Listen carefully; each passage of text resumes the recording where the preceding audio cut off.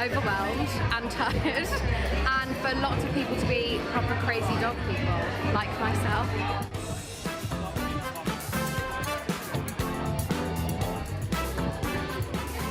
So that is basically, it's a vanilla cream with a whole host of fruit toppings and sort of dog biscuits. I recommend a full, healthy, balanced diet for your dog, but every now and then, you know, we enjoy a treat ourselves. Dachshund's the most popular breed I found during lockdown. A lot of them are intact, so it's a bit feistier than usual.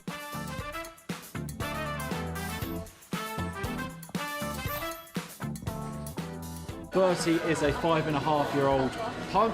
When he was 4 months old, on a walk, suffered a problem with his back leg, and he had to go in for a life-saving operation. He had 4 metal rods inserted to his back, and then he was crate rested for over 4.5 months. And we thought, well, if he gets out of this, we're going to make his life a really great one, worth living. And he was able to walk for about 4 years, but unfortunately during lockdown, one of the screws came loose in there. So Bertie is now paralysed, but he is still living his best life in a wheelchair.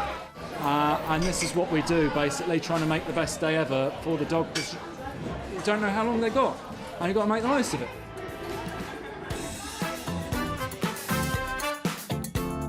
Mad. We didn't know how he was going to be, but he seems to love it, so it's been ace, really, yeah.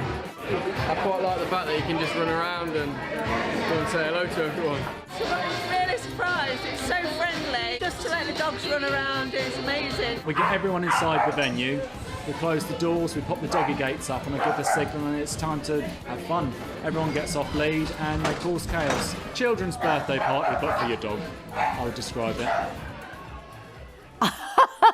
I'm not just going to say anything, just ridiculously amazing, I think. It's nice to see you, Kaye. I haven't seen you for ages. Oh, I haven't seen you for ages either. We've both been on holiday. Hello, good evening. Well, after last week's blast of summer heat, it's all gone a bit autumnal, hasn't it? There's no denying it, really. There are signs of autumn all over the place. The leaves are crisping up and falling.